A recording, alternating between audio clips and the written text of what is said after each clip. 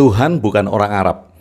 Setidaknya itu adalah kalimat yang akhir-akhir ini viral yang diucapkan oleh Kasat Dudung Abdurrahman di salah satu podcast yang keren. Saya tertarik membahas ini tentang kalimat Tuhan bukan orang Arab.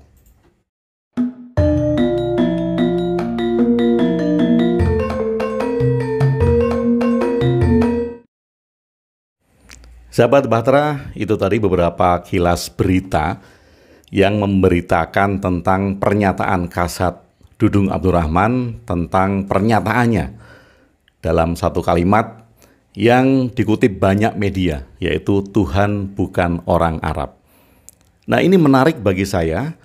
Saya akan bahas ini bukan tentang Tuhan itu orang mana, atau Tuhan itu orang atau bukan, tetapi dari kalimatnya. Kalimat Tuhan bukan orang Arab. Nah, ini kalimat yang menarik bagi saya karena jelas dalam struktur kalimat, dalam sebuah kalimat, dalam kalimat yang diucapkan tentu punya deep structure. Jadi satu kalimat ini tidak membawa kalimat itu sendiri. Kalimat itu membawa deep structure atau susunan-susunan terdalam dari maksud kalimat tersebut. Nah, karena sekali lagi kita itu minim literasi ya. Minim literasi jadi kadang kita hanya memenggal satu kalimat atau mengucapkan satu kalimat, kemudian kita tidak menjelaskan secara panjang, secara dalam dari kalimat yang kita keluarkan tersebut. Kenapa? Karena satu kalimat mungkin saja tidak bisa dipahami oleh banyak orang. Satu kalimat itu memerlukan penjelasan beberapa kalimat pendukungnya untuk memunculkan deep structure di dalam kalimat tersebut. Nah, ini menarik. Tuhan bukan orang Arab. Walaupun kalau kita lihat secara keseluruhan di video itu, karena pertanyaan tentang berdoa memakai bahasa apa. Kemudian Kasat Dudung menjawab, saya berdoa pakai bahasa Indonesia karena Tuhan bukan orang Arab. Nah, dari sisi kalimat, ini menurut saya, ini kurang tepat. Kalau saya menjawab, kalau ada orang bertanya kepada saya, Pak Agung, Anda berdoa pakai bahasa apa? Kemudian saya jawab, saya berdoa pakai bahasa Indonesia. Karena, kan ada sambungannya. Kalau saya melanjutkan kalimatnya dengan karena Tuhan bukan orang Arab, ini adalah susunan kalimat yang salah. Kenapa yang salah? Karena demikian, kalau saya menjawab Tuhan bukan orang Arab, artinya Tuhan itu disamakan dengan orang. Kalau Tuhan bukan orang Arab, pertanyaan selanjutnya adalah, lantas Tuhan itu orang mana?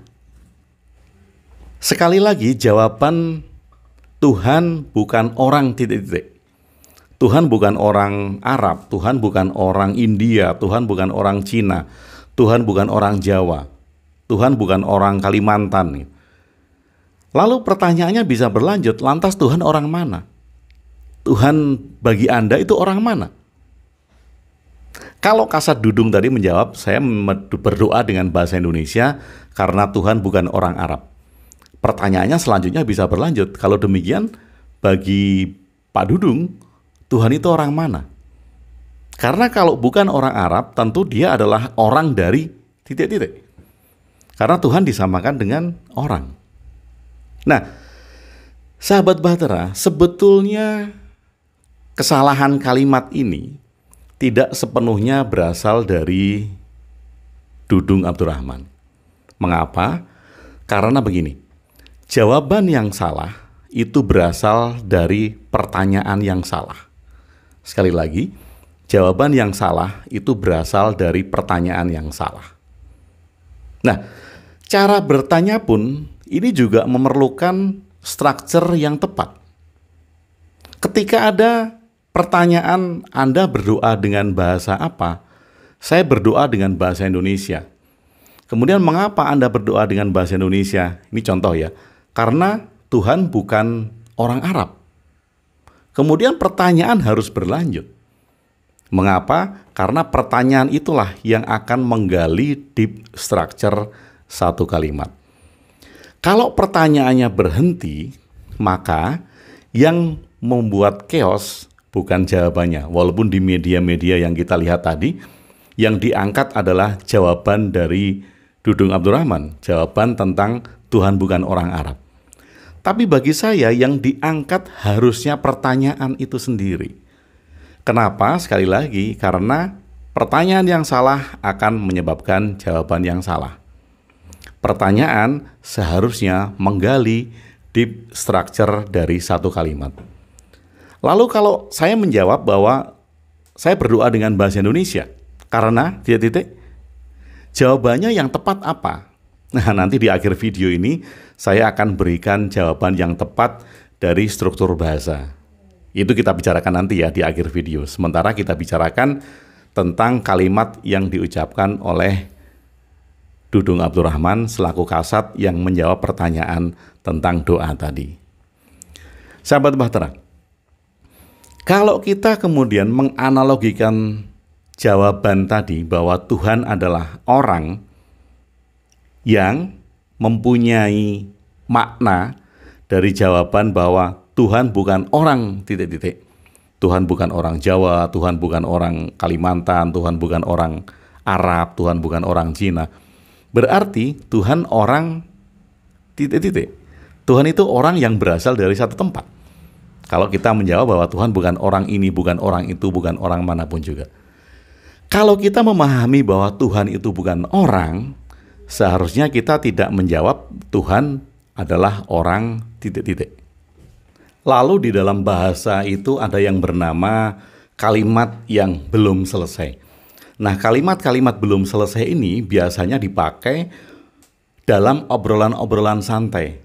Obrolan saya dengan teman saya, obrolan saya sambil ngopi, obrolan saya di meja makan, obrolan santai. Itu banyak sekali kalimat yang belum selesai.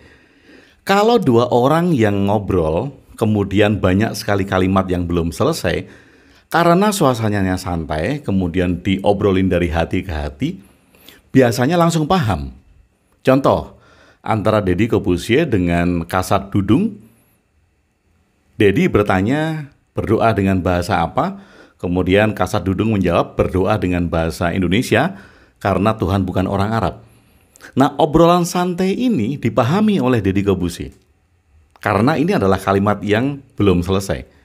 Tapi masalahnya lagi adalah ketika obrolan santai ini menjadi konsumsi publik, ini yang kemudian bisa menyebabkan chaos. Karena tentu bahasa di dalam obrolan santai, nah ini bagi kita yang membuat podcast-podcast dengan obrolan santai, bagi Anda-Anda yang membuat podcast dengan obrolan santai, ketika itu dipublikasikan ke publik, sangat mungkin sekali ada kalimat-kalimat yang belum selesai. Nah, kalimat belum selesai inilah yang biasanya menyebabkan chaos, menyebabkan salah paham. Kenapa? Karena itu bukan bahasa ketika diucapkan secara langsung kepada orang banyak.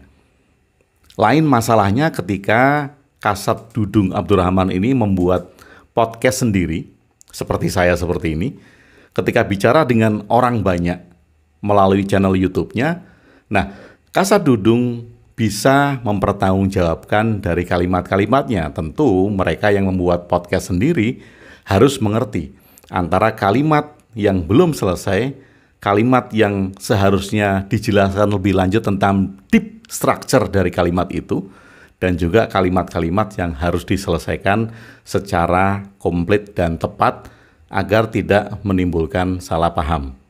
Walaupun salah paham itu pasti ada karena dari 100 orang yang mendengar, tidak 100-100-nya paham bahasa Anda. Dari 1000 orang yang mendengar, tidak 1000-1000-nya itu paham bahasa Anda. Jadi kembali lagi, pertanyaan yang salah akan menimbulkan jawaban yang salah.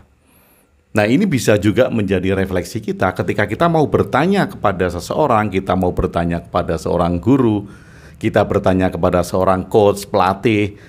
Pertanyaan kita yang salah itu akan menimbulkan jawaban yang salah. Maka guru yang tahu, pelatih yang tahu, itu akan mengarahkan agar orang membuat pertanyaan dengan benar.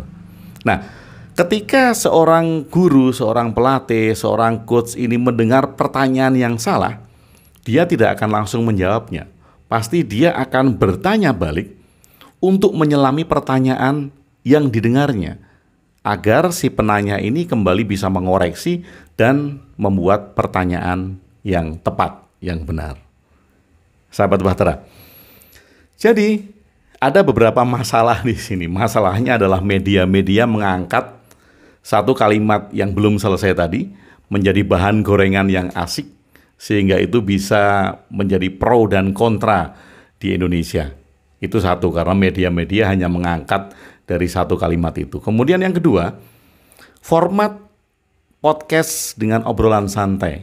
Tentu sekali lagi, format podcast dengan obrolan santai itu pasti akan banyak kalimat-kalimat yang belum selesai. Kenapa? Karena dua orang yang ngobrol dengan mengalir, dua-duanya akan paham kalimat-kalimat yang belum selesai. Tetapi bagi orang di luar dua orang ini yang ikut mendengar, belum tentu paham. Kenapa? Karena tentu berbeda. Kita, Anda ngobrol dengan teman Anda di meja minum kopi bersama-sama, itu tentu feel-nya berbeda. Bahkan mungkin Anda hanya minum, teman Anda hanya minum, dan Anda sama-sama memahami sesuatu. Itu kalau ketemu, karena ada interaksi energi. Tetapi ketika itu terjadi di luar forum orang tersebut, orang hanya mendengar dari rekaman, orang melihat dari rekaman, itu tentu feel-nya berbeda dan bisa menimbulkan salah paham yang besar dari obrolan dua orang ini. Oke, kembali lagi. Kalau Tuhan bukan orang, Tuhan bukan makhluk, maka seharusnya kita tidak menjawab bahwa Tuhan bukan orang ini, Tuhan bukan sosok ini, kalau kita memahami hal itu. Nah, kalau kemudian, sekali lagi, kalau saya mengibaratkan bahwa Tuhan adalah orang Jawa, sehingga saya berdoa pakai bahasa Jawa.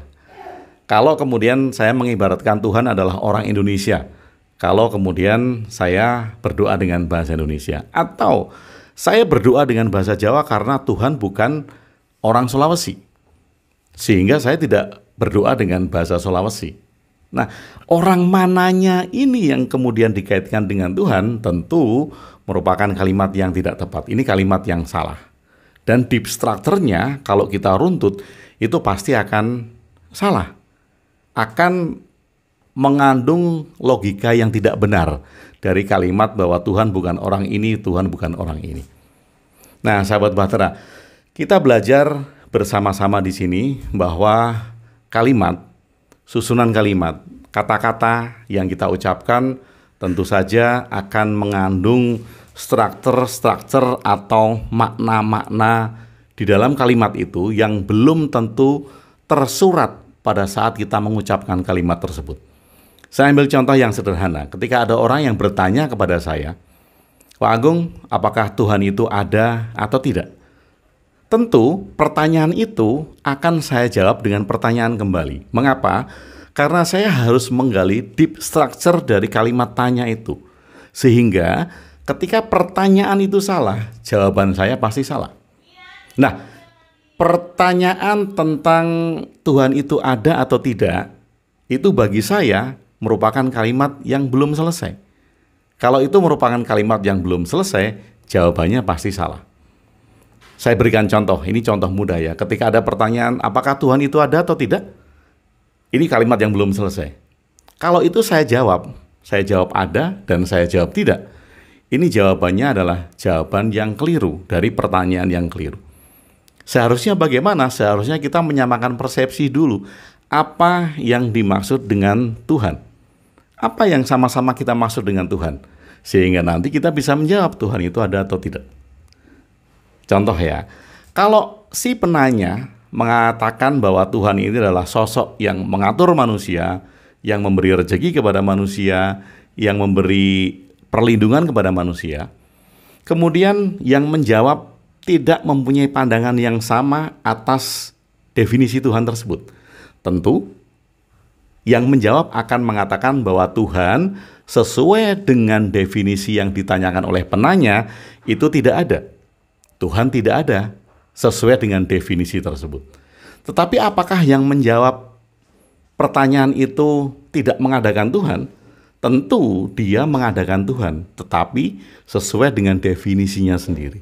Ini yang saya maksud kalimat harus selesai, dan ada beberapa kalimat yang harus diselesaikan, diketahui deep structure-nya, sehingga susunannya menjadi benar atau tidak benar, tepat atau tidak tepat, sesuai konteks atau tidak. Nah, kembali ke pernyataan Kasat Dudung Abdurrahman.